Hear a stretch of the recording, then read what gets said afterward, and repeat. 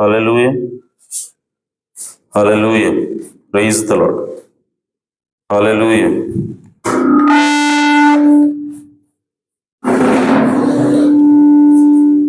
Hallelujah, praise the Lord, హల్లెలూయా.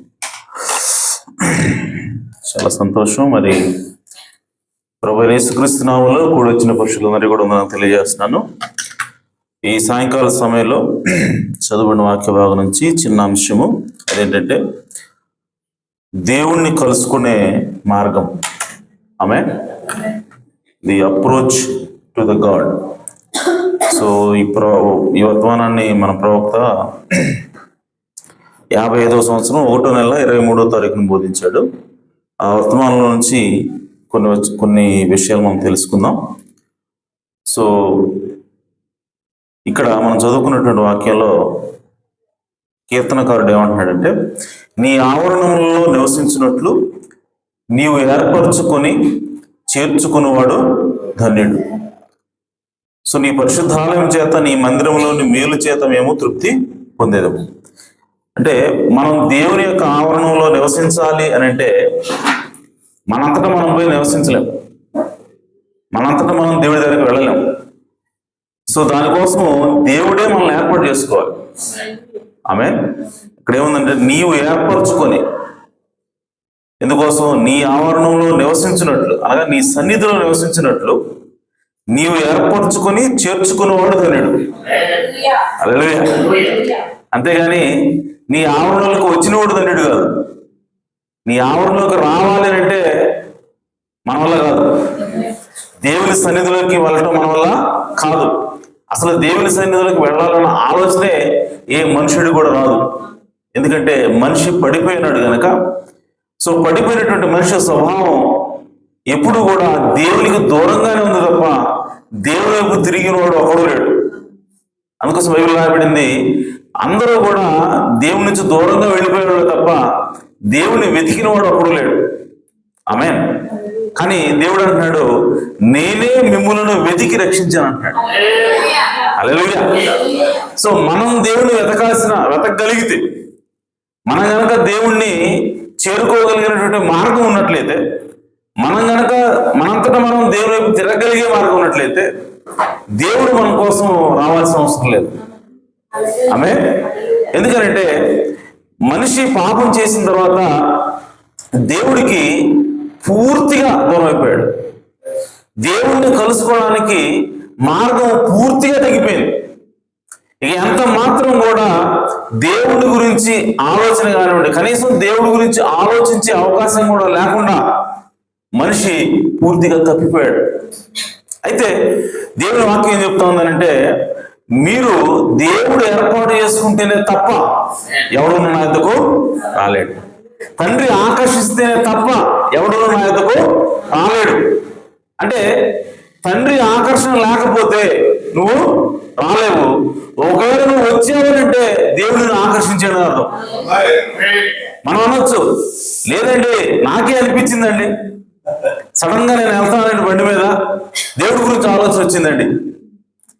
నేనేదో పనిలో ఉన్నానండి, సడన్ గా దేవుడి గురించి నేను ఆలోచించడం మొదలు పెట్టాను. దేవుడి దగ్గరికి వెళ్ళాలి, ప్రార్థనకి వెళ్ళాలా, లేదంటే రక్షించబడాలి, అసలు దేవుడు ఎవరు, ఇలాంటి ఆలోచనలో నేను చేయడమే ప్రారంభించాను. నాకే వచ్చినాయండి అది ఇప్పుడు అంటున్నావంటే, ప్లీజ్ సౌరుడా, నీ అంతా వచ్చినాయి కాదు, దేవుడు పెడితేనే వస్తున్నాయి ఆలోచనలు. మన పనిలో మనం ఉంటాం, మనం ఏదో ధ్యాసలో ఉంటాం, సడన్ గా దేవుడి గురించి ఆలోచన చేస్తాం. అంటే ఆ ఆలోచన నీ అంతటా నువ్వు చేయలా, దేవుడే నీకు ఆలోచన పెట్టాడు. అందుకోసం యేసుప్రభువు అంటున్నాడు, నా తండ్రి ఆకర్షించినది ఎవడు కూడా నా యొద్దకు రాలేడు. ఆమేన్. కాబట్టి ఆయన ఏర్పాటు చేసుకున్నవాడే, ఆయన చేర్చుకున్నవాడే దేవుడి దగ్గరకు వస్తాడు. దేవుడి ఆవరణలో ఎవరు నివాసం ఉంటారంటే, దేవుడు ఏర్పాటు చేసిన మార్గంలో ఎవడైతే వస్తాడో, దేవుడు ఎవరినైతే ఏర్పాటు చేసుకుంటాడో అతను మాత్రమే దేవుడి దగ్గరకు వస్తాడు. హల్లెలూయా. కాబట్టి దేవుణ్ణి మనం సమీపించడానికి దేవుడు ఏర్పాటు చేసిన మార్గం ఒకటి ఉంటుంది. ఆ మార్గంలో ప్రయాణం చేస్తేనే, ఆ మార్గంలోకి వెళితేనే దేవుడు మనం కలుసుకునే అవకాశం ఉంటుంది. తప్ప మనంతటా మనం మన సొంత మార్గాల్లో, మన సొంత ఆలోచన విధానాల్లో, మన సొంత పద్ధతుల్లో దేవుని ఎంత మాత్రం కూడా కలుసుకునే అవకాశం లేనే లేదు. ఆమేన్. కాబట్టి ప్రియ సోదరి సోదరులారా, మనం ఖచ్చితంగా దేవుణ్ణి కలుసుకోవాలంటే దేవుడు ఏర్పాటు చేసినటువంటి మార్గాలను మనము అనుసరించాల్సిందే. ఆమేన్. సో ప్రవక్త అంటున్నాడు, నీవు దేవుడి దగ్గరికి రావాలి, దేవుడి దగ్గరికి వెళ్ళాలి అని నీకు అనిపిస్తా ఉంది అంటే ఖచ్చితంగా దేవుడు నీకు ఆ మనసు ఇస్తేనే జరుగుతుంది. ఇంకా ప్రవక్త అంటున్నాడు, దేవుడు నిన్ను పిలిస్తేనే, దేవుడు నీ లోపలికి వస్తేనే తప్ప అసలు నువ్వు మనిషివే కాదంటాడు. దేవుడు యేసుక్రీస్తు మన లోపలికి వచ్చేంత వరకు, మన హృదయాన్ని మార్చేంత వరకు మనం అసలు మనుషులుగానే ఉండం. ఈ నాగరికత ఈ విధంగా ఇంకా మంచిగా మనం జీవించగలుగుతున్నాం, సురక్షితంగా ఈ భూమి మీద జీవించగలుగుతున్నాం. మనకంటూ ఒక నాగరికత అనేది ఈ విధంగా మనగలుగుతుంది అని అంటే దాని అర్థం ఏంటంటే, దేవుడు ఒక మనిషిని ఏర్పాటు చేసుకుని దేవుడు మనుషుల నివాసం ఉంటున్నాడు కాబట్టి ఈ విధంగా సాధ్యమవుతా ఉంది. దేవుడు లేకపోతే మనందరం కూడా ఎలా ఉంటాం అంటే పశువులాగా ఉంటాం. మనకు అసలు రైట్ మైండే ఉండదు. ఈరోజు నీకు రైట్ మైండ్లోకి నువ్వు వస్తున్నావు అంటే, చాలా మంది ఏమంటారంటే, ప్రభు అన్నాడు యేసుక్రీస్తు నమ్మితే నీకున్న మైండ్ పోతుంటారంట. యేసుక్రీస్తు నమ్మితే నువ్వు పిచ్చివాడు అవుతావు అంటున్నారంట. ప్రభు అన్నాడు, ఆయన నమ్మితే పిచ్చివాడు కావడం కాదురా బాయ్, ఆయన నమ్మితేనే నువ్వు కరెక్ట్ మైండ్లోకి వస్తావు. అప్పటి వరకు నువ్వు పిచ్చివాడిగా ఉన్నావు, అప్పటి వరకు నువ్వు మృగంలాగా ఉన్నావు. నువ్వు ఎప్పుడు మనిషిగా మారతావు అంటే యేసుక్రీస్తు మనసు నీ లోపలికి వచ్చినప్పుడే మనిషిగా మారతావు. హల్లెలూయా. కాబట్టి యేసుక్రీస్తుని పొందుకోకుండా మనము ఎంత మాత్రం కూడా మనం మనుషులుగా ఉండమని మరి దేవుడి ప్రవక్త తెలియజేస్తా ఉన్నాడు. ఆమేన్. ఎందుకంటే ప్రవక్త అన్నాడు, యేసుక్రీస్తు లేకపోతే వాడు తాగుతాడంట, యేసుక్రీస్తు లేకపోతే వాడు పొగాకు నవ్వుతూ ఉంటాడు, యేసుక్రీస్తు లేకపోతే వాడు విషం తింటూ ఉంటాడు, వాడు శరీరాన్ని నాశనం చేసుకుంటూ ఉంటాడు, శరీరాన్ని నలగొట్టుకుంటూ ఉంటాడు. పైకి ఏమంటాడంటే, నేను PhD చేశానండి, నేను డాక్టర్ని చేశానండి, నేను లెక్చరర్ అండి, నేను డాక్టర్ని అండి, అది చెప్తూ ఉంటాడు. కానీ వాడు పిచ్చి పిచ్చి పనులను చేస్తూ ఉంటాడు. అంటే వాడి శరీరాన్ని వాడే నాశనం చేసుకుంటూ ఉంటాడు, వాడి ఆత్మను వాడే నాశనం చేసుకుంటూ ఉంటాడు. కారణం ఏంటంటే అతనికి విద్య ఉన్నది కానీ యేసుక్రీస్తు లేడు. ఆమేన్. కాబట్టి నీకు విద్య ఉన్నా సరే నువ్వు మనిషిలాగా బ్రతకాలి అంటే ఖచ్చితంగా నీకు నాకు యేసుక్రీస్తు అవసరమై అన్నాడు. ఆమేన్. అలాగే ప్రవక్త అంటున్నాడు, నీవు యేసుక్రీస్తు దగ్గరికి రావాలి అని అంటే, దేవుడి దగ్గరికి రావాలి అని అంటే దేవుడు ఏర్పాటు చేసిన మార్గంలోనే నువ్వు రావాలా. దేవుడు ఏర్పాటు చేసిన మార్గం ఏమిటి అని అంటే ఆయన అంటున్నాడు, చిందించబడిన రక్తం ద్వారానే. ఆమేన్. దేవుడి దగ్గరకు వచ్చే మార్గం ఏంటంటే చిందించబడిన రక్తం ద్వారా, రక్తం ద్వారానే తప్ప మన ఏ ఇతర మార్గం ద్వారా మనము దేవుణ్ణి సమీపించలేము. ఇంకా ప్రవక్త అన్నాడు, మనము దేవుణ్ణి ఏదైనా సరే ఒక వ్యక్తి దగ్గరికి వెళ్ళాలంటే కొన్ని మార్గాలు ఉంటాయి, కొన్ని విధానాలు ఉంటాయి. ఆ విధానాల్లో వెళితేనే ఆ వ్యక్తిని తెలుసుకోగలుగుతాం, ఆ విధానంలో ఉంటేనే ఆ వ్యక్తి దగ్గర మనము నిలబడగలుగుతాం. ఉదాహరణకి మీరు కోర్టులో నిలబడుతున్నారు, జడ్జి ముందు నిలబడ్డారు, ఎలా మాట్లాడాలి? ఆ జడ్జి బాగున్నావా, ఏ సంగతిలో, ఏంది ఈరోజు తీర్పు తిరుగుతున్నావా, మరి ఏంది నా కేసు తొందర తీర్చు అంటే ఎలా ఉంటుంది? ఇసురు బయట పెట్టాడు, నేను జైలు పెట్టినాడు. అర్థమైందా? కాబట్టి ప్రతి దగ్గరికి కూడా, ప్రతి చోట కూడా ఒక విధానం అనేది, ఒక అప్రోచ్ అనేది ఉంటుంది. ఆమె ఒక అమ్మని పెళ్లి చేసుకోవాలనుకున్నావు, నువ్వు అమ్మతో మాట్లాడుతున్నావు, ఎవరు మాట్లాడాలి? అమ్మా బాగున్నావా, నా పేరు ఫలానా, నేను ఈ పని చేస్తాను, మరి నువ్వు నేను చూడగానే నచ్చావు, మరి నా బ్యాక్గ్రౌండ్ ఇది అని చెబితే కొంచెం వింటది. అలా కాకుండా ఏదో ప్రోగ్రాం మాట్లాడావు పోయి వింటదా మాట? విందు. అలాగే నీ తండ్రి దగ్గరికి వెళ్ళి మాట్లాడటానికి, నీ తండ్రి ప్రవక్త నీ తండ్రి దగ్గరికి వెళ్ళి డబ్బులు అడగాలి, దానికి ఒక పద్ధతి ఉంటుంది. ఆమె నీ భర్తతో మాట్లాడాలా, దానికి ఇంకో పద్ధతి ఉంటుంది. ఆమె అలాగా ఒక ఆఫీసర్తో మాట్లాడాలా, అక్కడ ఒక పద్ధతి ఉంటుంది. అలాగే దేవుడి దగ్గరికి వెళ్ళాలి, అక్కడ కూడా ఒక పద్ధతి ఉంటుంది. హల్లెలూయా. దేవుడితో మాట్లాడాలంటే నీవు చిందించబడిన యేసుక్రీస్తు రక్తం కింద మాత్రమే నువ్వు దేవుడిని సంధించగలవు. హల్లెలూయా. దేవుడిని కలుసుకునే విధానం అది. దేవుడు ఏదైతే మార్గాన్ని నీకు ఇస్తా ఉన్నాడో ఆ మార్గంలో వెళితేనే మనం దేవుడిని చేరుకోగలం, దేవుడితో మనము మాట్లాడగలమని ప్రవక్త మాట్లాడుతున్నాడు. చూడండి, యోబు తీసుకుంటున్నాడు ప్రవక్త. యోబు తన కోసం, తన పిల్లల కోసం ఆయన ప్రతిరోజు కూడా బలు అర్పించేవాడు.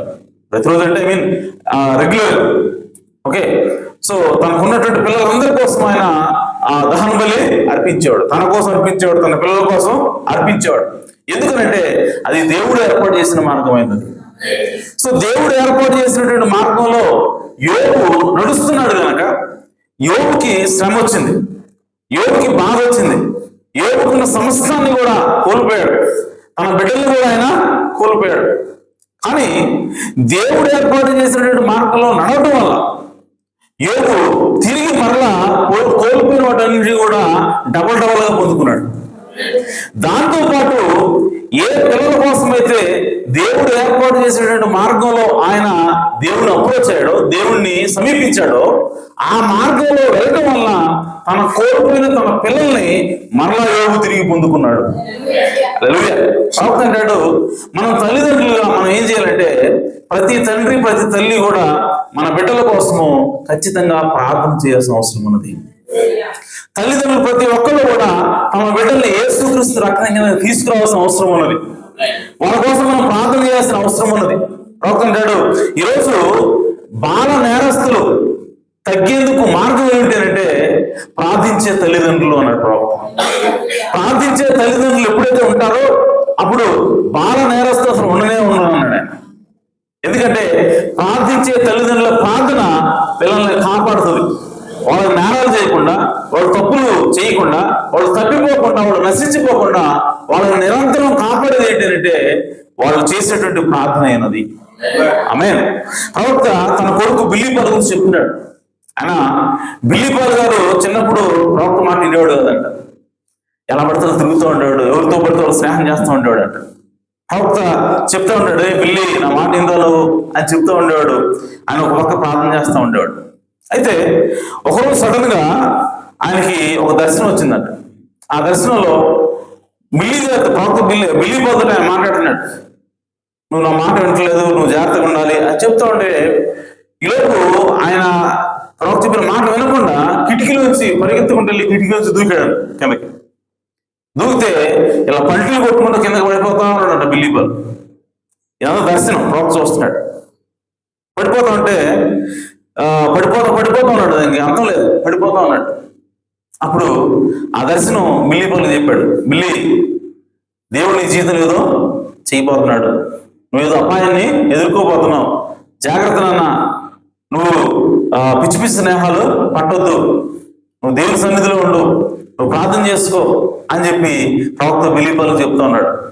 కానీ ప్రవక్త అంటాడు, బిల్లీపాల్ పిల్లవాడు కనుక ప్రతి పిల్లవాడు చేసినట్టుగా అతడు ఆకరాయిగా ఉన్నాడు, కానీ నేను అతని కోసం ప్రార్థన చేస్తా ఉన్నాను అన్నాడు ఆయన. హల్లెలూయా. అయితే ఒకరోజు ఈయన బయటికి ఎక్కడికి వెళ్ళాడు. వెళ్తే దేవుడు ఆత్మ చెప్తూ ఉన్నాడు, ఏమనంటే నువ్వు ఆగు, వెంటనే ఇంటికి వెళ్ళు, ఎందుకంటే బిల్లీపాల్ చావు బతుకులో ఉన్నాడు అని చెప్పి ఒక స్వరం చెప్తా ఉంది. వెంటనే ప్రవక్త పరిగెత్తాడు. ఆ బిల్లీపాల్ని చేపలు ఆటాడటం కోసం అని చెప్పి సైకిల్ మీద వదిలిపెట్టి ఆయన వచ్చాడు బయటికి. అతను నది దగ్గరికి వెళ్ళి చేపలు పట్టి ఈత కొట్టి తడిసి జలుబు చేయకుండా ఇంజక్షన్, పెన్సిల్ ఇంజక్షన్ కోసం డాక్టర్ దగ్గర పోయాడట. ఇదంతా దూరంగా ఉన్నాడు, ప్రవక్త ఎక్కడ ఉన్నాడు, ఇదంతా జరుగుతూ ఉంది. సో పెన్సిల్ ఇంజక్షన్ కోసం వెళ్ళి డాక్టర్, ఆ డాక్టర్ కూడా ప్రవక్త ఫ్రెండే, ఆయన దగ్గరికి వెళ్ళి ఇంజక్షన్ చేయించుకున్నాడు, పెన్సిల్ ఇంజక్షన్ చేయించుకొని ఇంటికి వచ్చాడో లేదో ఆ కాళ్ళని కూడా వాసిపోయి ఒకసారి మోచ తిరిగి పడిపోయాడు. అంటే అన్కాన్షియస్ అయిపోయాడు బిల్లీపాల్, కాళ్ళు ఇందులో వాసినాయి. వాళ్ళు డాక్టర్కి ఫోన్ చేస్తే అంబులెన్స్ తీసుకొని వెళ్ళి హాస్పిటల్ తీసుకెళ్లారు. ఆ ట్రీట్మెంట్ జరుగుతూ ఉంది. ఐసీలో పడుకోబెట్టి ఆ నోట్లో ట్యూబ్లు అవి పెట్టారు, అడ్రినల్ ఇచ్చారంట. సో ఇవన్నీ కూడా మందులు, ఆ మెడిసిన్ అంతా పెడుతున్నారు, ట్రీట్మెంట్ జరుగుతూ ఉంది. బిల్లీపాల్ అన్కాన్షియస్ లో ఉన్నాడు. చావు బతుకులో ఉన్నాడు మిల్లీపల్. అప్పుడు ప్రవక్త అక్కడికి వెళ్ళాడు. వెళ్ళిన తర్వాత ఎవరైతే పెన్సిలిన్ ఇంజెక్షన్ ఎవరైతే చేశారో ఆ డాక్టర్ ప్రవక్త ఫ్రెండ్, ఆయన ఎదురుకొచ్చి సారీ సహోదరుడు ప్రాణం, నేనే అనవసరంగా ఇచ్చాను, కానీ అతనికి ఈ విధంగా అవుతుంది నేను అనుకోలేదు, అంతకుముందు ఇచ్చాము మరి ఏం కాలేదు, ఇప్పుడు ఎందుకేందో తెలియదు అని చెప్పంటే, ఇట్స్ ఓకే బ్రదర్, సహోదరుడు నువ్వు చేయాల్సింది నువ్వు చేసావు, నువ్వేం వేరే ఉద్దేశంతో చేయలేదు కదా, నువ్వు వైద్యం చేయాలని ఉద్దేశంతో నువ్వు చేసావు, నువ్వేం చేయలేవు అని చెప్పి ఆయన ఓదార్చి ఆయన ముందుకు వెళ్తా ఉన్నాడు. సరే నేను మిల్లీపల్లి చూడొచ్చు అంటే, సరే పోయి చూసి చూడండి అని చెప్తే ఆ రూమ్లోకి వెళ్ళాడు. మిల్లీపల్లి రూమ్లోకి వెళ్ళగానే నోట్లో ట్యూబ్లు ఎంత కూడా కట్టేసి ఉన్నాయి తలకి, అన్ని చూసి ప్రవక్త అక్కడ నిలబడి ప్రార్థన చేస్తున్నాడు. ప్రార్థన చేస్తున్నప్పుడు ప్రవక్త ఏమని ప్రార్థన చేస్తున్నాడంటే, ఒకసారి చూద్దాం, అది నేను డైరెక్ట్ చదువుతాను.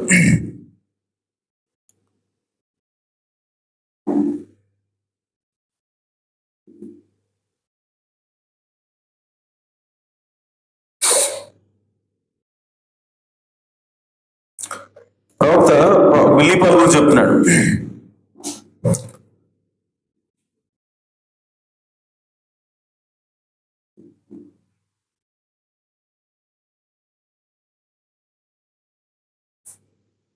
A couple of days before I said, Millie, you are treading on dangerous ground. నువ్వు ప్రమాదకరమైనటువంటి మార్గంలో వెళ్తున్నావు. Get out of the company you are in. నువ్వు ఏ సహవాసంలో అయితే ఉన్నావో ఆ సహవాసం నుంచి బయటికి రా అని చెప్పి ప్రవక్త మిల్లీపల్లికి చెప్పాడు కొన్ని రోజుల క్రితం. I said, the Lord Jesus showed me last night, just before I went to bed, while standing in the room there after prayer. నేను ప్రార్థన చేసుకున్న తర్వాత రాత్రి దేవుడు నాకు యేసుక్రీస్తు నాకు చూపించాడు. I seen you not listen to what I was saying. నేను ఆ దర్శనంలో చూసినప్పుడు నేనేం చెప్తున్నావు అది నువ్వు వింటలా, నేను నీకు చెప్తున్నావు నువ్వు వింటలా.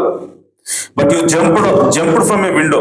ఒక కిటికీ నుంచి దూకావు. I seen you turning up, head up and heels up like that, going over and over, going through space. ఆ విధంగా నువ్వు ఆ శూన్యలో ఇలా తిరుగుతూ పల్టీలకు వెళ్తున్నావు. I said you must stop running with that kind of company. అప్పుడు ఈయన చెప్పాడంట, నువ్వు అలాంటి స్నేహితులతో నువ్వు తిరగటం ఆపేయాలి అని చెప్పాడు. కిడ్ ఈ జస్ట్ కెప్ట్ ఆన్. కానీ అతను పిల్లవాడు కనుక ఆ విధంగానే కొనసాగుతూ వెళ్ళిపోయాడు. And I tell you,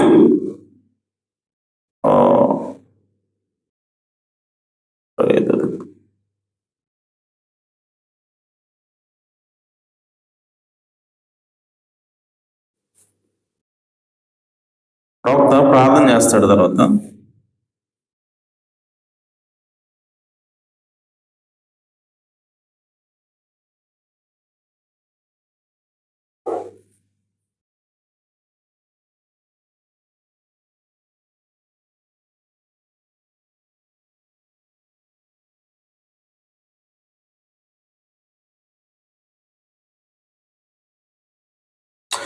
26. Then I rushed to the hospital out there and here come my little doctor friend. ఇదని చెప్పాను మీకు. I didn't know you would be allergic. Okay. And I slipped in real easy and watched where to pull the door down behind me. So లోపలికి వెళ్ళి వెనకాల door వేసి నేను చేస్తున్నాను. They was pumping respiration to him. అతనికి గాలి అంటే ఏమంటారు అంటే వెంటిలేటర్ మీద ఉన్నట్టు ఒక లెక్క. ఓకే. అండ్ గర్గ్లింగ్, సో గురకలాగా వస్తూ ఉంది. And tube through his nose, ముక్కులోంచి ట్యూబ్ ఉంది. హిస్ టంగ్ అవుట్, నాలుగు బయటకు వచ్చింది. అలాగే నోరు వెనక లాగబడి ఉంది. హిస్ ఐస్ సెట్, ఐస్ బయటకు వచ్చున్నాయి. Just as black as he could be, నల్లగా అయిపోయింది ముఖం అంతా కూడా. ఐ థాట్ దేర్ హీస్, అమ్మ అయిపోయింది ఎడిపోయిన అనుకున్నాడు. అదే I knelt out. I thought, అక్కడ నేను మోకాళ్ళు వేసి నేను దేవుడితో అనుకుంటున్నా, దేవుడి గురించి మాట్లాడుతున్నాను. God will you take my only bye. ప్రవక్త దేవుడితో మాట్లాడుతున్నాడు. దేవా, నా ఒక్కగానొక్క పిల్లవాడిని నువ్వు తీసుకుంటావా? చూడండి దేవుడు ఏం ప్రార్థన చేస్తాడు. ప్రవక్త, will you take him lord since I have packed him on my arm. నా చేతుల మీద వాడిని నేను పెంచాను, నువ్వు నా పిల్లవాడిని తీసుకుంటావా? And I know lord, children you understand. నీవు పిల్లల్ని అర్థం చేసుకుంటావని నాకు తెలుసు. హల్లెలూయా. అంటే చిన్నపిల్లలను నువ్వు ఎలా అర్థం చేసుకుంటావో నాకు తెలుసు. I pray that you will help him. నీ వల్ల సహాయం చేస్తావని నేను నీకు ప్రార్థన చేస్తున్నాను. Hallelujah. Just as quietly as I could be before God. నేను ఎంత మౌనంగా ఉండాలో అంత మౌనంగా దేవుని ముందు నేను ఉన్నాను. And almighty God who is my judge, అలాగే సర్వశక్తివంతున్న దేవుడు ఆయన నా న్యాయాధిపతి అన్నాడు. Here before this sacred desk this afternoon approaching him through Jesus the son of God, his own son. నేను యేసుక్రీస్తు అయినటువంటి తన ఒకగానొక కుమారుడు ద్వారా నేను ఆయన్ని సమీపిస్తూ ఉన్నాను. Who died to save mine, నన్ను రక్షించడానికి చనిపోయిన యేసుక్రీస్తు ద్వారా నేను ఆయన్ని సమీపించాను. And while I was in prayer here repeated that vision again. నేను ప్రార్థన చేస్తూ ఉండగానే మళ్ళా అంతకుముందు ఏదైతే దర్శనం వచ్చిందో ఆ దర్శనం మళ్ళా వచ్చిందంట. హల్లెలూయా.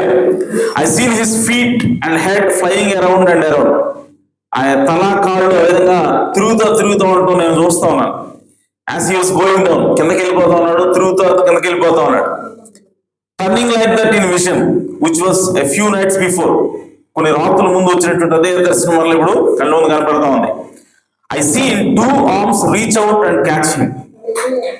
2 చేతులు వచ్చి అలా కింద పడిపోతున్నటువంటి బిల్లి బాల్ని 2 చేతులు వచ్చి పట్టుకుంటూ చూసాడు. Catch him like that and start bearing him back up like that. పట్టుకుని ఇలా పైకి తీసుకొస్తున్నట్టు. In a few minutes I looked up. కొద్ది నిమిషాలు నేను పైకి చూశాను. Billy looked and he said, Billy లేచాడంట. లేచి చూసి he said, daddy where am I. అప్పుడు నాకు అన్కాన్షియస్ లో ఉన్నటువంటి బిల్లీ బాల్, ఓకే, వెంటిలేటర్ మీద ఉన్న బిల్లీ బాల్ ఎప్పుడైతే ఆ దర్శనం వచ్చిందో వెంటనే ఆయన చూడగానే ఇప్పుడు డాడీ ఎక్కడ ఉన్నాను నేను అడుగుతున్నాడట. I said everything is all right son, everything's all right. అంతా సరిగా ఉంది కుమారుడా, ఏం లేదు ఏం పర్వాలేదు అన్నాడట. I went around there and doc was standing there talking to the intern. So బయట డాక్టర్ గారు ఉన్నారు, వేరే వాళ్ళతో మాట్లాడుతూ ఉన్నాడు ఆయన. I waited till he left. ఆయన ఎవరితో అయితే మాట్లాడుతున్నాడు ఆయన వెళ్ళిపోయేంత వెయిట్ చేశాను. I put my arm around doc. I said it's all over డాక్. ఆ డాక్టర్ నడుము చుట్టూ చేసి నంతా అయిపోయింది అని చెప్పాడంట. చెప్పగానే he said, do you think he is going to make it. ఆ డాక్టర్ అన్నాడంట, నువ్వు అతను బతుకుతాడని బ్రతకగలడని నువ్వు నమ్ముతున్నావా అన్నాడంట. ఐ సెడ్, అంటే అతను బ్రతకబోతున్నాడని నువ్వు నమ్ముతావా, అతను బాగుపడబోతున్నాడని నువ్వు నమ్ముతావా అని అంటే నేనన్నాను, he has done made it. బతకపోతున్నాడు బతికాడని చెప్పాడు. Hallelujah. Christ amen. Talk about an approach. So కాబట్టి దేవుని సమీపించే విధానం గురించి మనం మాట్లాడితే ఆమేన్. సో దేవుడిని మనం కరెక్ట్ గా సమీపిస్తే, సరైనటువంటి విధానంలో సమీపిస్తే దేవుడు ఖచ్చితంగా మనకి సమాధానం ఇచ్చే దేవుడే అన్నాడు. హల్లెలూయా. అలాగే యోబు కూడా సరైనటువంటి విధానంలో తన పిల్లల కోసం ఆయన దేవుడు సమీపించాడు కనుక తన పిల్లలను కోల్పోయిన తర్వాత మరలా తిరిగి తన పిల్లలను పొందుకోగలిగాడు. ఆమేన్. అలాగే మనం కూడా ప్రియ సోదరి సోదరులారా, మన పిల్లల్ని మన లోకంలో విడిచిపెడతాం. ఎందుకంటే మనకి క్రిస్టియన్ స్కూల్స్ లేవు. మన పిల్లల్ని ఖచ్చితంగా బయట పంపించేస్తుంది. ప్రవక్త అన్నాడు, అక్కడ క్రిస్టియన్ స్కూల్స్ లేవు కాబట్టి లోకస్తులు ఉండేటువంటి స్కూల్స్ కి మన పిల్లల్ని పంపించాల్సిన పని అవసరం వస్తూ ఉంది. కాబట్టి వాళ్ళు బయటికి వెళ్ళినప్పుడు వాళ్ళు ఖచ్చితంగా లోకస్తులతో, ఎవరైతే దేవుని నమ్మరో వాళ్ళతో కలిసి తిరిగే పరిస్థితులు వస్తాయి. అలాంటప్పుడు వాళ్ళని కాపాడేది ఏంటి అంటే మనం దేవుని సమీపించే మార్గమైనది. హల్లెలూయా. దేవుని మనం సరిగ్గా సరైన విధానంలో మనం కనుక సమీపించి మన బిడ్డల కోసం కనుక మనం ప్రార్థన చేస్తే, మన బిడ్డల కోసం కనుక మనం రక్తం చిందించి రక్తాన్ని వాళ్ళ మీద ఆపాదింపజేస్తే ఖచ్చితంగా మన బిడ్డలను దేవుడు కాపాడతాడు. ఆమేన్. కాబట్టి తల్లిదండ్రులుగా మన పిల్లల కోసం ఖచ్చితంగా యోగులాగా, మన ప్రవక్తలాగా మనం ప్రార్థన చేయాల్సిన అవసరం ఉన్నది. హల్లెలూయా. అలాగే ప్రవక్త ఇంకా ఏం చెప్తున్నాడంటే, దేవుణ్ణి సమీపించడానికి దేవుడు ఏర్పాటు చేసినటువంటి మార్గంలో వెళితేనే పనులు అవుతాయి. ఆమేన్. అనడానికి ఆయన ఉదాహరణగా తన జీవితంలో జరిగినటువంటి ఒక సంఘటన ఆయన చెప్తూ ఉన్నాడు. అదేంటంటే, ఒకరోజు ఆయన తన భార్య చనిపోయిన తర్వాత కొన్ని 2-3 సంవత్సరాల వరకు తన తల్లి దగ్గర ఉన్నాడు ఆయన. ఆ సమయంలో వాళ్ళ అమ్మగారి ఇంట్లో ఆయన ఉండి వాళ్ళతో మాట్లాడి కొద్దిసేపు ఆయన తిన్న తర్వాత, అమ్మ మరి నేను కొద్దిసేపు ప్రార్థన చేసుకోవాలనుకుంటున్నానంటే, సరే పూజ చేసుకున్నాను అని చెప్పంటే ఆయన వెళ్ళి ఒక రూమ్ లో ప్రార్థన చేసుకుంటున్నాడు. ప్రార్థన చేసుకుని కళ్ళు తీసి చూసేసరికి అర్ధరాత్రి 1 గంట అయింది. 1 గంట అయిన తర్వాత ఆయనకి లేచాడు. లేచి చూస్తే అక్కడ ఎదురుగా వాళ్ళమ్మ అప్పుడే అంతకుముందే బట్టలు వేసిందంట, ఉతికే బట్టలు ఒక చైర్లో వేసిందంట. ఆ చైర్లో బట్టలు, ఆ బట్టలు ఉన్న స్థానంలో నుంచి ఒక తెల్లని వెలుగు వస్తా ఉంది ఆయన దగ్గరికి. వచ్చి చివరిగా చూస్తే ఆ దూత ఆమె. సో ఆయన వచ్చి ఆయన ఎప్పుడైతే ఆయన దగ్గరకు వచ్చాడో ఒక దర్శనం ఓపెన్ అయింది ఆమె. సో ఆ దర్శనంలో అక్కడ ఏం కనపడతా ఉందంటే ఒక పిల్లవాడు, ఆ పిల్లవాడి ఒళ్ళంతా కూడా, శరీరం అంతా కూడా చుట్టేసినట్టు అయిపోయింది. 3 చుట్లుగా ఉందంట, అంటే ట్విస్ట్ అయిపోయింది బాడీ అంతా. సో చుట్టూ ఆయన పడిపోయినాడు, చావు బతుకులో ఉన్నాడు ఆ పిల్లాడు. ఆ సమయంలో ఒక రూమ్ అది, ఆ రూమ్ లో ఒక బెడ్ మీద ఉన్నాడు ఆ పిల్లాడు. ఆ బెడ్ ఎలాంటిది, అలాగే ఆ రూమ్ లో ఎర్ర వాల్ పేపర్ ఉందంట. అలాగే ఆ రూమ్ లో ఆ పిల్లవాడి తల్లి డోర్ కానుకొని ఏడుస్తూ ఉందంట.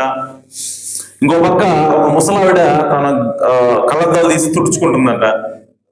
ఇంకో వ్యక్తి ఉన్నాడు, ఆ వ్యక్తి కోట్ వేసుకొని కూర్చుని ఉన్నాడు. అలాగే ఆ అబ్బాయి తండ్రి వచ్చి ఆ పిల్లవాడిని తీసుకొని వచ్చి ప్రవక్త దగ్గర తీసుకొస్తే ప్రవక్త చేతి నుంచి ప్రార్థన చేశాడంట. ఆ దర్శనంలో ప్రార్థన చేయగానే ఆ బిడ్డ ఒకసారి ఆ చేతుల నుంచి కింద పడి ఒక కాలు మీద పడ్డాడంట.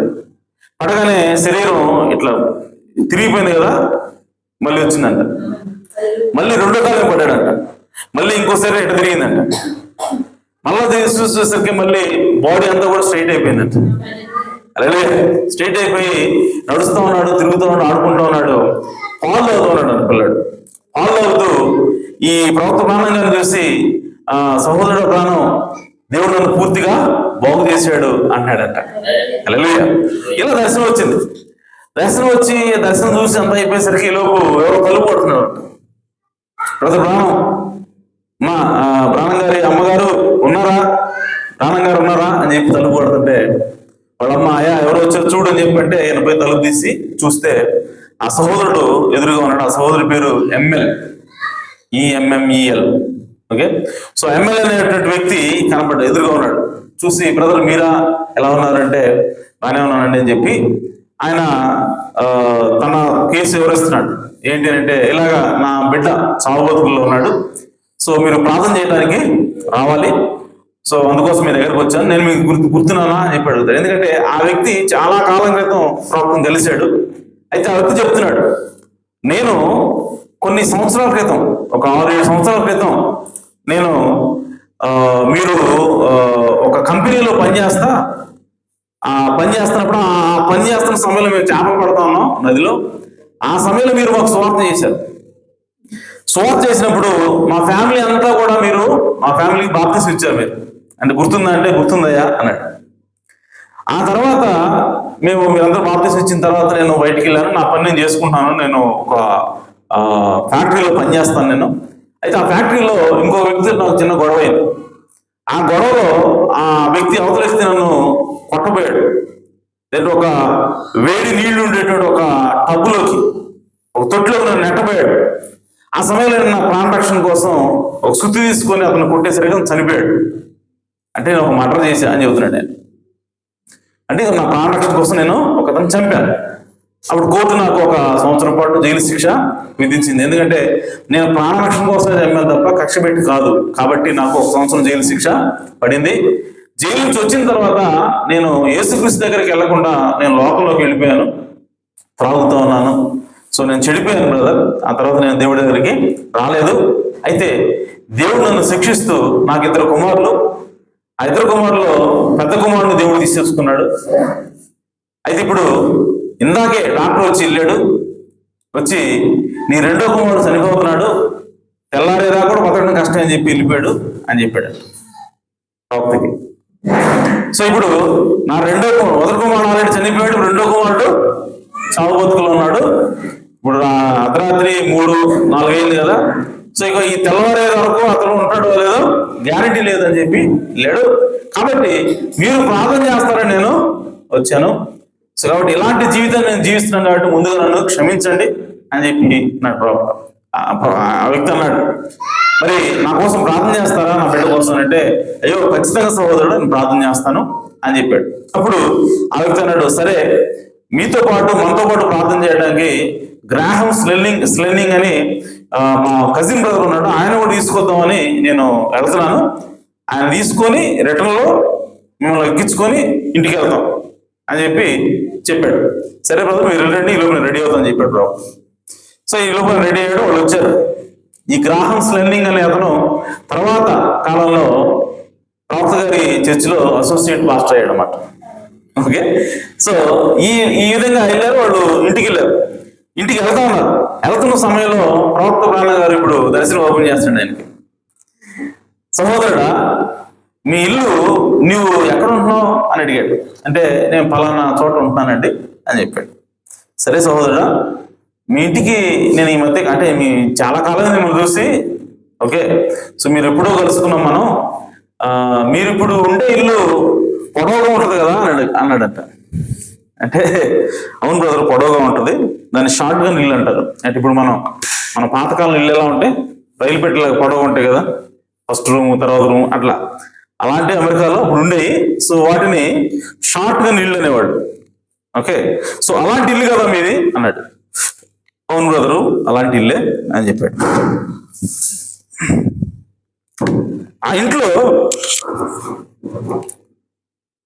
గోడకి ఎర్ర వాల్ పేపర్ వేస్తుంది కదా అని అడిగాడు. అవును బ్రదరు అన్నాడు. అంటే సరే మీ ఆవిడ జుట్టు నల్లగా ఉంటుంది కదా, సన్నగా ఉంటుంది మీ ఆవిడ అన్నాడు. అవును బ్రదరు, మీకు ఎలా తెలుసు, మీరు ఇప్పుడు వచ్చారు మా ఇంటికి అన్నాడు. అంటే అవును బ్రదర్ వచ్చాను అన్నాడు. ఎప్పుడు వచ్చారు మీరు అని అంటే, ఒక గంటన్నర క్రితం వచ్చాను బ్రదర్ అన్నాడు. గంటన్నర క్రితం వచ్చాను బ్రదర్ అన్నాడు. గంటన్నర క్రితమా? అతను అన్నాడు, నేను మీ ఇంటికి వచ్చానని చెప్పి ప్రవక్త అనగానే, మా ఇంటికి ఎప్పుడు వచ్చారు బ్రదర్ మీరు? మేము వచ్చే 2 వారాలు అయింది అక్కడికి, అంతకుముందు వేరే చోట ఉండేవాళ్ళం, మేము ఇక్కడ మారి 2 వారాలు అయింది, సో మా ఇంటికి మీరు ఎప్పుడు వచ్చారు అన్నాడు. అనగానే ఒక గంటన్నర క్రితం వచ్చాను రోజు చెప్పి అనగానే, గంటన్నర క్రితం వచ్చాడు, ఏం రోజు మీరు చెప్పేది నాకు అర్థం కావట్లేదు అని చెప్పంటే, అప్పుడు ప్రవక్త, అయ్యా నీ కుమారుడు బతుకుతాడు, ఈ కుమారుడు గురించి దేవుడు నాకు దర్శనం చూపించాడు, ఆ దర్శనంలో ఇవన్నీ కనబడుతున్నాయి కాబట్టి ఇవన్నీ నీకు చెప్తున్నాను అని చెప్పంటే, వెంటనే అతను బ్రేక్ వేసి సడన్ గా చేతులెత్తి, ప్రభువా నీకు స్తోత్రం, నా కుమారుని రక్షిస్తున్నావు, నన్ను క్షమించావు అని చెప్పి వెంటనే ఏడుస్తూ ఉన్నాడు ఆయన.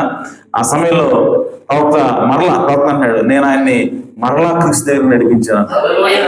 హల్లెలూయా. అంటే ప్రార్థన చేసి మరలా దేవుడి దగ్గరికి తీసుకుని వెళ్ళాడు ఆయన. ఓకే, ఆ తర్వాత మరలా జర్నీ స్టార్ట్ చేశారు, ఇంటికి వెళ్ళారు.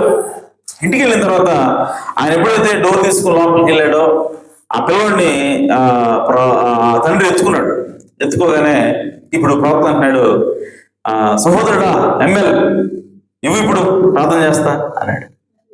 అనగానే సరే అని చెప్పి ఇవ్వలేదు, ఇప్పుడు ప్రార్థన చేద్దాం తీసుకో అబ్బాయి అన్నాడు. అనగానే ఇటు పట్టుకున్నాడు, నేను చేతుల నుంచి ప్రార్థన చేసి, అప్పటికే ఆ పిల్లడు అంటే అతని సమస్య ఏంటంటే నిమోనియాతో బాధపడుతున్నాడు, నెమ్ముతో. సో ఊపిరి తీసుకోవడం కష్టంగా ఉంది, చనిపోయే స్థితిలో ఉన్నాడు, చావు బతుకులో ఉన్నాడు.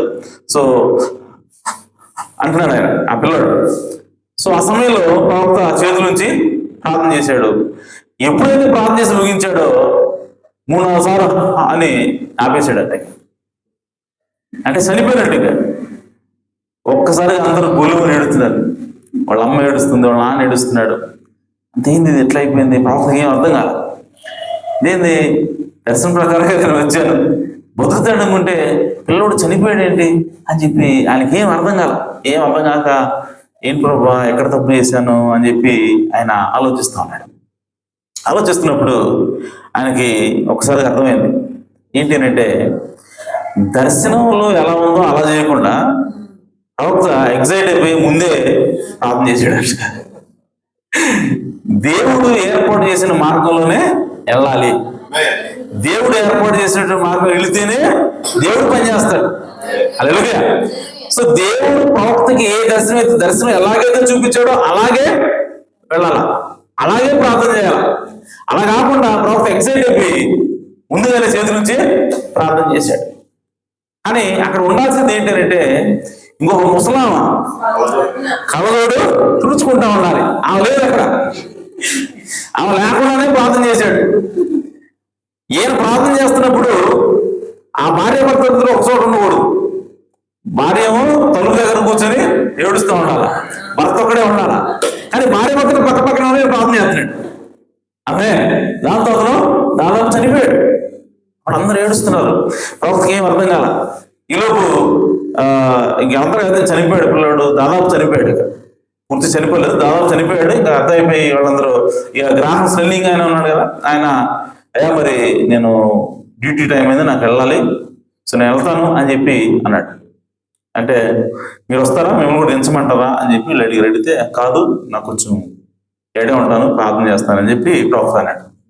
ఎందుకంటే ప్రార్థన చేస్తున్న ప్రవక్త ఆల్రెడీ దేవుడికి, అయ్యా ఎందుకు ఇలా అయింది, ఇదిగో నా తప్పును బట్టి నన్ను క్షమించు, నేను తొందరపడ్డాను, నా తప్పిదాన్ని సరిదిద్దవా, నా తప్పిదాన్ని పుడిచి మరలా అవకాశం ఇవ్వవా, ఆ పిల్లల్ని బ్రతికించవా ఆయన ప్రార్థన చేసుకుంటాడు లోపల. ఆమె ఈలోపు గ్రాహస్తుల్ని అతను వెళ్ళిపోతాను, నేను డ్యూటీ టైం అని అన్నాడు. ప్రవక్తకి లోపల ఈ గ్రాహం శైలికి పోతే అట దర్శనం నెరవేరదు. అలాగే ఎందుకంటే దర్శనంలో ఆయన కోట్ వేసుకొని కూర్చొని ఉండాలి. ఈయన పోతానంటాడు మళ్ళీ. ఏంటిది అర్థం కావట్లేదు ప్రవక్తకి. కానీ ఈ రోజే స్వస్థపడాలి. ప్రభువా, ప్రవక్త ప్రార్థన చేస్తాడు, ప్రభువా సహాయం చేయి, నన్ను దయచేసి నన్ను క్షమించు, నేను ముందుగానే తొందరపడ్డాను, నువ్వు చెప్పినట్టు కాకుండా వేరే విధంగా నేను ఎగ్జైట్ అయిపోయి ప్రార్థన చేశాను, నన్ను క్షమించు ప్రభువా. ఏంటి సో ఇదంతా కూడా మరలా రీరేట్ చేయి, దీన్ని ఈ పరిస్థితి అంతా కూడా మళ్ళీ మార్చు, ఈ దర్శనం ఎలా ఉందో మళ్ళీ అలాగా తీసుకురా అని ప్రార్థన చేస్తాడు. ఈలోపు ముసలమ్మ అడ్డు వస్తుంది. ఆ ముసలం లేదు, ఆ ముసలం వస్తుంది. ఆ ముసలం ఎవరంటే వీళ్ళ నాయన అమ్మమ్మ, పిల్లవాడ అమ్మమ్మ. ఆమె నడుచుకుంటూ వస్తుంది. వస్తుంటే చూశాడు, ఓకే నేను దర్శనం చూసిన ముసలావిడ ఈవిడే, ఓకే అర్థమైంది, ఓకే దేవుడు చేస్తాడు అనుకున్నాడు. సో ఆమె డైరెక్ట్ గా మెయిన్ రోడ్ నుంచి రాకుండా వెనకాల నుంచి వచ్చి వంటగది నుంచి వస్తున్నాం. వచ్చి ఆ తల్లిని అడుగుతుంది, ఏంటి అబ్బాయి పిల్లవాడు ఎట్టున్నాడు, బ్రతుకుతాడా అని చెప్పి అడుగుతున్నప్పుడు ఆ తల్లి అమ్మ దాదాపు చనిపోయాడు అని చెప్పి ఆమె ఏడుస్తూ ఉండేసరికి వీళ్ళిద్దరూ కూడా కూర్చొని ఒకళ్ళొకళ్ళు వాటేసుకొని ఏడుస్తున్నారు. ఆమె డోరు కానుకొని నిలబడింది వాళ్ళమ్మ. ఈలో ముసలమ్మ ఏడ్చి ఓ చీరలో కూర్చుంది. బయట నుంచి చలి ప్రాంతం, చలిగా ఉంటుంది కదా బయట. సో అక్కడ నుంచి లోపలికి వచ్చేసరికి ఆ గ్లాసెస్ మీద పొగ మంచు పేరుకుంది, దాన్ని తుడుచుకుంటున్నాం. ఈ ముసలమ్మ వచ్చిన సంగతి చూసి పోయేవాడు కూడా ఆగాడు గ్రామస్తులన్నీ. అలాగే పోయేవాడు కూడా ఆగి వాళ్ళు ఏడవడం చూసి ఈయన కూడా ఎడుతున్నాడట. ఏడ్చి ఈయన కూడా ఒక చోట ఆ చైర్లో కూర్చున్నాడు. ఇప్పుడు ప్రవక్త ఎగ్జాక్ట్ గా ప్రవక్త దర్శనంలో ఏదైతే చూశాడో అదే సెట్టింగ్ ఇప్పుడు వచ్చింది. అలాగే సో దేవుడు ఏర్పాటు చేసిన మార్గం, సో దేవుడు చూపించే విధానంలో ఆ విధంగా సెట్ అయినప్పుడు ఇప్పుడు ప్రవక్త అంటున్నాడు, సహోదరుడు ఎమ్మెల్యే నువ్వు ఇప్పటికీ నమ్ముతున్నావా, దేవుడు స్వస్థపరచగలని, దేవుడు నీ బిడ్డలు లేపగలను, ఇప్పటికీ నీకు నమ్మకం ఉందా అన్నాడు. అంటే ఆ సహోదరుడు అన్నాడు, ఎందుకు నమ్మట్లేదు సహోదరుడా, నేను నమ్ముతున్నాను అనగానే అయితే బిడ్డను తీసుకురా అన్నాడు. తీసుకొచ్చాడు. ఆయన ఒక్కడే ఉన్నాడు, భార్య ఏమో పక్కన డోర్ కనుక్కొని ఏడుస్తూ ఉంది. ఆయన ఒక్కడే తీసుకొచ్చాడు. చేతుల నుంచి ప్రార్థన చేయగానే వెంటనే పిల్లోడు డాడీ డాడీ అని అడుగుతున్నాడు. అలాగే అప్పుడు ఒక గాలి తీసుకోవడం కూడా ఇబ్బంది పడినట్టు పిల్లోడు డాడీ డాడీ అని అరుస్తూ ఉన్నాడు, ఏడుస్తూ ఉన్నాడు. అప్పుడు వెంటనే సరే నీ కుమారుడు 3 దినాల్లో బాగుపడతాడు. అప్పుడు తండ్రి అడిగాడు, అయ్యా ఇక అంతా అయిపోయినట్టేనా, నా కుమారుడు బ్రతికినట్టేనా అని చెప్పంటే, ఇక ఎందుకనంటే ఒక స్టెప్ ఒక కాలు మీద, ఇంకో స్టెప్ ఇంకో కాలు మీద, 3వ స్టెప్ పూర్తిగా తిరిగిపోయింది కదా. అంటే 3 స్టెప్పుల్లో అతనికి స్వస్థత వచ్చింది. అంటే 3 స్టెప్పులు అంటే 3 రోజుల ప్రవర్తన. సో కాబట్టి 3 దినాల్లో నీ కుమారుడు పూర్తి ఆరోగ్యం వస్తుంది. కాబట్టి నువ్వు భయపడవద్దు, దేవుడు నీ కుమారుడు స్వస్థపరిచాడని చెప్పి ఆయన వెళ్ళిపోయాడు. వెళ్ళిపోయి ఇప్పుడు సంఘానికి చెబుతున్నాడు. ఆ రోజు బుధవారం నైట్ పోయి సంఘానికి చెప్తున్నాడు, ఈరోజు దేవుడు ఇట్లాంటి అద్భుత కార్యం చేశాడు, మరి రేపు లేదు ఎల్లుండి ఎవరు వస్తారు నాతో పాటు. ఓకే, దేవుడు చూపించినటువంటి దర్శనంలో ఇంకొక అంశం మిగిలి ఉంది. అదేంటంటే ఆ పిల్లోడు నేను వెళ్తాను అక్కడికి, వెళ్ళినప్పుడు అతని పాలు తాగుతూ ఉంటాడు. ఆ పాలు మూతికి పెదాలకి అంటి ఉంటుంది. ఓకే, ఆ సమయంలో ఆ పిల్లోడు వచ్చి సహోదరుడు ప్రాణం నా చేతులు పట్టుకొని, సహోదరుడు ప్రాణం దేవుడు నన్ను సంపూర్ణంగా స్వస్థపరిచాడు అని చెబుతాడు. ఇది జరగబోతుంది, అది చూడటానికి వీళ్ళు ఎంతమంది వస్తారని అడిగాడు ఆయన. అలాగే సంఘాన్ని మేము వస్తామని చెప్పి అందరూ కూడా ఒక ట్రక్కు బయలుదేరారట. ఆ రోజు వెళ్ళారు. అందరు వెళ్ళగానే వాళ్ళు ట్రక్కు దిగ్గానే పోయి కిటికీలు వెంబడి కూర్చొని నిలబడి చూస్తున్నారు. కిటికీలో నుంచి ప్రవక్త పోయి తలుపు కొట్టాడు. తలుపు తీశారు, లోపలికి వెళ్ళాడు. పిల్లోడు ఇంకొక అమ్మాయితో ఆడుకుంటున్నాడు. ఎప్పుడైతే ప్రవక్త మాట విన్నాడో ఆ పిల్లోడు వెనక్కి తిరిగి చూశాడు. చూడగానే పాలు తాగుతూ ఉన్నాడు, ఆ మూతికి మేసాల్లా గంటిని. ఓకే, ఆ సమయంలో ఆ పిల్లోడు నడుచుకుంటూ వచ్చి ప్రవక్త చేతులు పట్టుకొని, సహోదరుడు ప్రాణం దేవుడు నన్ను సంపూర్ణంగా స్వస్థపరిచాడని చెప్పాడు. దాంతో దర్శనం పూర్తిగా నెరవేరింది. ఆ పిల్లోడు సంపూర్ణంగా బాగుపడ్డాడు. కాబట్టి దేవుడు ఏర్పాటు చేసినటువంటి మార్గంలో వెళ్ళినప్పుడే దేవుడు మన మొర ఆలకిస్తాడు, దేవుడు మనల్ని రక్షిస్తాడు. కాబట్టి మీ సోదరి సోదరురా, మనం ఈరోజు బాప్తిసం తీసుకోమంటే చాలా మంది ఏమంటున్నారంటే, మేము ఆల్రెడీ తీసుకున్నామండి, నేను తీసుకోవాల్సిన అవసరం లేదంటున్నారు. కానీ దేవుడు ఏర్పాటు చేసిన మార్గంలో నువ్వు బాప్తిసం తీసుకున్నావా? దేవుడు తీసుకోమన్న విధంగా నువ్వు బాప్తిసం తీసుకున్నావా అని అంటే, తీసుకోమన్న విధానంలో తీసుకోకపోతే ఏముందండి? బాప్తిసం తీసుకోమన్నాడు, తీసుకున్నాం కాదు. దేవుడు ఏర్పాటు చేసినటువంటి మార్గంలో మనం నడిస్తేనే దేవుడు దగ్గరికి వెళ్తాం, దేవుడు మనం కలుసుకోగలుగుతాం. కాబట్టి ఆ విధంగా మనం యేసుక్రీస్తు రక్తం కిందకి వెళ్దాం, మన బిడ్డల రక్తం కింద పెడదాం, మన కుటుంబాన్ని రక్తం కింద తీసుకొద్దాం. దేవుడు ఖచ్చితంగా మన కుటుంబాన్ని రక్షించే దేవుడే ఉన్నాడు. ఆమేన్. నువ్వు నమ్ము, నీ కుటుంబాన్ని దేవుడు రక్షిస్తాడు. ఎందుకంటే పౌలు గారు అన్నాడు, జైలు నాయకుడు అడిగాడు, అయ్యా రక్షించబడడానికి నేనేం చేయాలి అన్నప్పుడు, జనరల్గా మనమైతే ఏం చెప్తామంటే, నువ్వు రక్షించబడాలి అని అంటే నువ్వు అది మానేయాలి, ఇది మానేయాలి అని చెప్తావు. ఏం మానేయాలో చెప్తావు అంట, ఏం చేయాలో చెప్పమంటారు. ఆమె సో మనం చేయాల్సింది ఏంటో అది చెప్పకుండా ఏం చేయకూడదు అని చెబుతూ ఉంటాం. ఆమె సో మనం చేయాల్సింది ఏంటంటే, ప్రభు అయిన యేసుక్రీస్తునందు విశ్వాసం ఉంచుకో. ప్రభు అయిన యేసునందు విశ్వాసం ఉంచుకో, నీవును నీ ఇంటి వారును రక్షణ పొందు. ఆమె కాబట్టి రక్షణ ఇచ్చేది ఎవరు, రక్షించేది ఎవరు అని అంటే దేవుడు.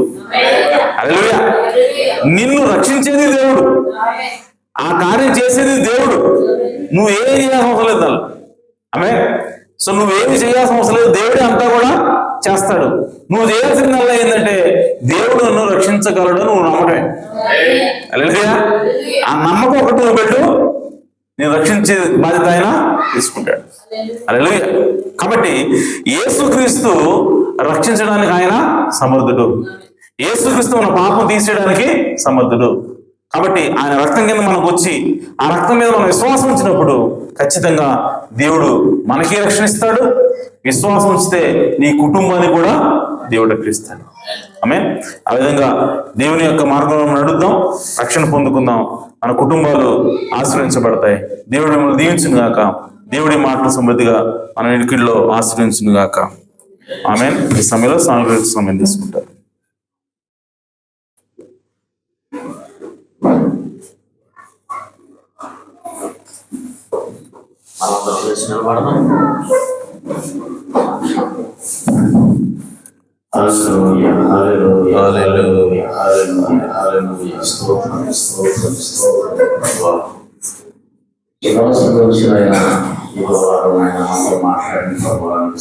స్తోత్రం నాయనా. దేవుడు సిద్ధపరిచినటువంటి మార్గంలోకి వచ్చినప్పుడే దేవుడు నీతో ఉంటాడని మాట్లాడే ప్రభావ దేవుడు తండ్రి ఏ సిద్ధపరిచినటువంటి మార్గంలో ఉన్నాడు కనుకనే పోగొట్టుకున్నటువంటి కుమారుడు భార్యను పొందుతున్నాడు ప్రభావ. ఆయన స్తోత్రం చేస్తున్నాం. ఆయన ఇదిగో ప్రభావ ప్రభుత్వ జీవితంలో ఏం జరిగిందో మాతో మాట్లాడే ప్రభావ. ప్రభుత్వ గారు ఆయన తన కుమారుడు పిలిపోయిన తండ్రి ప్రభుత్వ చెప్పినటువంటి మాటలు వినకుండా చెడు సహవాసన చేసిన ఆయన నా తండ్రి లోకంలో కలిసిపోయిన ఆయన భయంకర వ్యాధితో ప్రభావ అతను ఆయన దర్శనంలో ఏ విధంగా నా తండ్రి ప్రభుత్వ గారు చూపించాడు తండ్రి.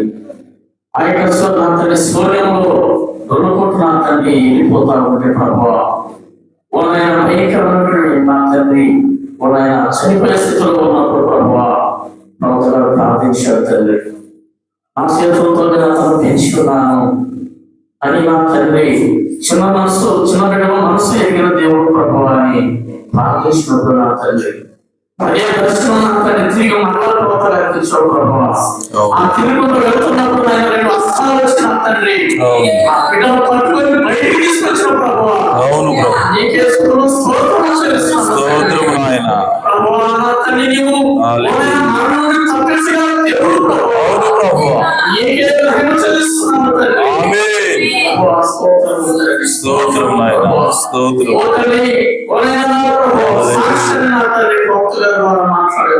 స్తోత్రం దర్శనం చూపించిన ప్రకారం చూపించిన ప్రకారం తండ్రి స్వస్థత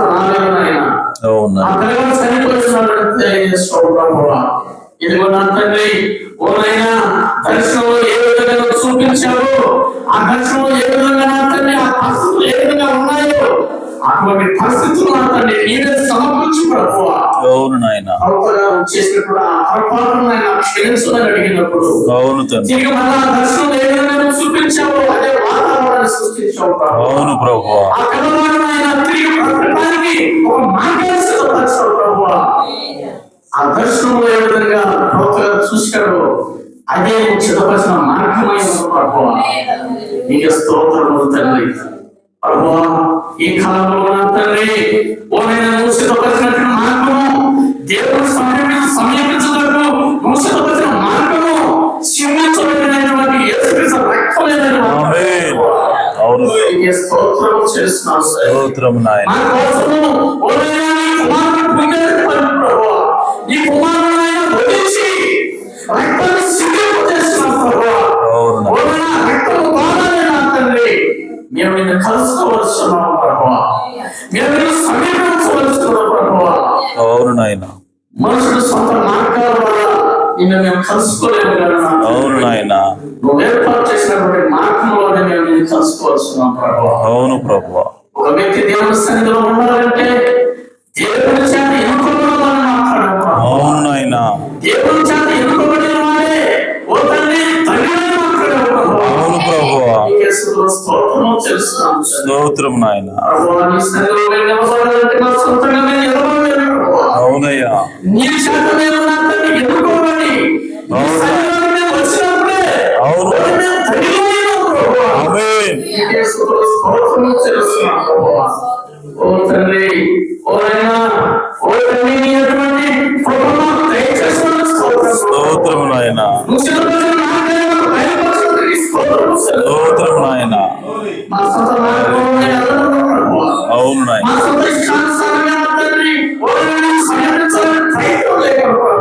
అవును నాయన. కలుసుకునే భాగ్యం మాకు దయచేయండి. అవును నాయన.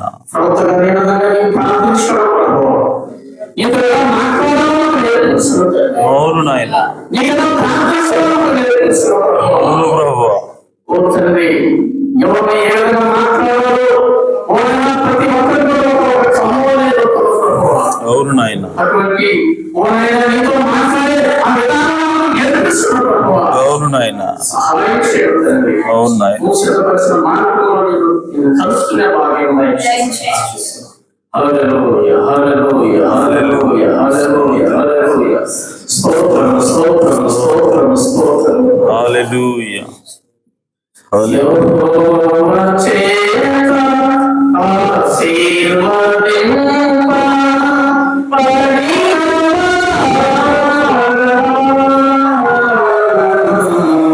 లోపలికి రా.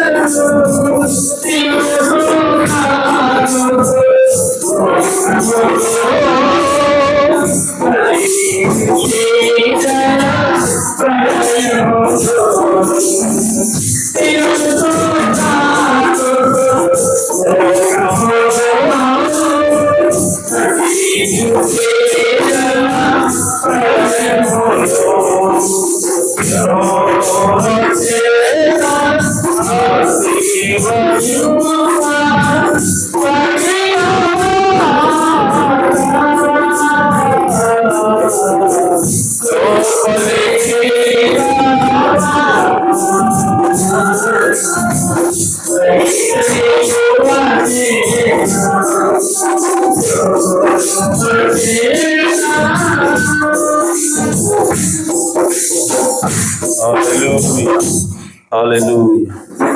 జీవాధిపతి మీ ఘననామముకు స్తోత్రం ప్రభువా. నిజముగా మేము మీ యొద్ద నుంచి ఆశీర్వాదాలు పొందుకోవాలంటే, ఆయన మీ మీ మీ యొక్క ఆత్మను మేము పొందుకోవాలంటే తండ్రి, మీరు ఏర్పాటు చేసిన మార్గంలో ప్రభువా మేము మిమ్మల్ని సమీపించాలని మాతో మాట్లాడావు ప్రభువా. అయా, మీరు ఏర్పాటు చేసిన మార్గంలో మిమ్మల్ని సమీపించాడు కనుకనే అయా యోబు తన బిడ్డలను అయా తిరిగి పొందుకోగలిగాడు ప్రభువా. ఆ విధంగానే మేము మా బిడ్డల కోసం అయా నా తండ్రి, మీరు మీ యొక్క రక్తమును ప్రభువా మా బిడ్డల మీద మేము ప్రోక్షించడానికి మాకు సహాయం చేయండి. అయా, ప్రార్థన విజ్ఞాపనల ద్వారా ఎల్లప్పుడూ మా బిడ్డలను ప్రభువా మీ సన్నిధిలో మేము ఉంచడానికి సహాయం చేయండి ప్రభువా. అయా, తద్వారా అయా వారి పట్ల నాయన మీ కృపను నాయన విస్తరించబడినట్లుగా సహాయం చేయండి తండ్రి. ఇదిగో నా తండ్రి, మా ప్రవక్త అయా ఎప్పుడైతే నాయన బిల్లి పాలు కోసం ప్రార్థించాడో ప్రభువా, అయా నా తండ్రి తను యేసుక్రీస్తు రక్తం కిందకి తన కుమారుడు తీసుకొచ్చాడు గనక ప్రభువా, అయా మీ కృప ఆయన రక్షించింది నాయన. అయా చావు బ్రతుకుల నుంచి ప్రభువా అయా నా తండ్రి ఇదిగో ఆ పరిస్థితి నుంచి నాయన నువ్వు విడిపించావు ప్రభువా. ఆ విధంగానే మేము కూడా అయా మా బిడ్డల పట్ల ప్రభువా అయా తల్లిదండ్రులుగా మేము బాధ్యత కలిగి ప్రభువా అయా నా తండ్రి మీ ఎడల విశ్వాసం కలిగి మీరు ఏర్పాటు చేసిన మార్గంలో నడిచి మిమ్మల్ని కలుసుకోవడానికి సహాయం చేయండి. అలాగే అయా ప్రవక్తకి ఏదైతే నువ్వు దర్శనం ఇచ్చినావో ఆ దర్శనం ప్రకారంగా చేసినప్పుడే ప్రభువా, ఆ మార్గంలో నడిచినప్పుడే ఆయన అక్కడ ఆ కార్యం జరిగింది ప్రభువా. ఆ చిన్న పిల్లవాడు నిమోనియా నుంచి విడుదల పొందుకున్నాడు ప్రభువా. అలాగే మేము కూడా మీరు నాయన వాక్యంలో ఏదైతే మార్గాన్ని మీరు ఏర్పాటు చేసుకున్నారో ఆ మార్గంలో నడిచినప్పుడే ప్రభువా మేము నాయన ఫలితాలను పొందుకోగలమని అయా మాతో స్పష్టంగా మాట్లాడినందుకే స్తోత్రం తండ్రి. కనుక ప్రభువా మీ వాక్యంలో ఏ లేఖనాన్ని కూడా మేము అయా తేలిక తీసుకోకుండా ప్రభువా అయా ప్రతి లేఖనాన్ని కూడా మేము నాయన చిత్తశుద్ధితో అనుసరించడానికి సహాయం చేయండి. తద్వారా ఆ లేఖనము మా జీవితంలో నెరవేరినట్లుగా ప్రభువా అయా మేము విశ్వాసంతో ముందుకు సాగే కృపను మాకు దయచేయమని ప్రార్థిస్తున్నాను సార్. అయా విన్న వాక్యమును మా అందరి హృదయాల్లో నీరు కట్టండి, నూరంతలుగా ఫలింపును దయచేయండి. ఆ కుటుంబాల్లో రక్షణ లేని వారికి రక్షణ భాగ్యం దయచేయండి. అలాగే సంఘము నాయన ఇదిగో మీ ఆత్మ చేత నింపబడి ముద్రించబడి పరిశుద్ధాత్మ బాప్తిసం ద్వారా పరిశుద్ధాత్మ చేత తిరిగి జన్మించినట్లుగా అయా మీ సంఘమును దీవించమని ప్రార్థిస్తున్నాం. సంఘంలో ఏ ఒక్కరు బలహీనులుగా కాక ప్రభువా అయా ప్రతి ఒక్కరిని బలపరచమని ప్రార్థిస్తున్నాం. సంఘంలో ప్రతి ఒక్కళ్ళు కూడా పరిశుద్ధాత్మ బాప్తిసమును పొందుదురుగాక ప్రభువా. అయా నా తండ్రి ఇదిగో నాయన సంఘంలో ప్రభువా ఎవరైతే అనారోగ్యంతో బాధపడుతున్నారో వారికి నాయన సంపూర్ణ ఆరోగ్యం దయచేయమని ప్రార్థిస్తున్నారు. ఎందుకంటే మా ఆయా కలవరి శిలువలో మీరు పొందిన దెబ్బల చేత నాయన అయా నా తండ్రి మేము స్వస్థత పొంది ఉన్నాము ప్రభు. ఆ స్వస్థతను నాయన మాకు దయచేయమని ప్రార్థిస్తున్నాం. అలాగే తండ్రి ప్రభువా అయా మీ ఎడల మీ పట్లమైన విశ్వాసం ఏ విధంగా మేము పట్టుకోవాలో ప్రభు, అయా మిమ్మల్ని ఏ విధంగా మేము సమీపించాలో ప్రభు, అయా నా తండ్రి ఆ మార్గమును నాయన అయా మాకు ఓ ప్రభు నేర్పించమని ప్రార్థిస్తున్నాను తండ్రి. ఈ కృపతోడుగా ఉంచండి, సహాయం చేయమని అయా విన్న వాక్యం అందరి హృదయంలో నీరు కట్టండి ప్రభు. అయా ఫలింపును దయచేయమని కృప చూపమని మా ప్రభువును రక్షకుడు నేను యేసుక్రీస్తు నామములో ప్రార్థించడి వేడుకుంటున్నాను పరమ తండ్రి, ఆమేన్. మన ప్రభు అయిన యేసుక్రీస్తు వారి కృపా సమాధానం సకల పరిశుద్ధులకు కూడిన మనందరకు సదాకాలము తోడేండును గాక, ఆమేన్ ఆమేన్. కుటుంబం అందరికీ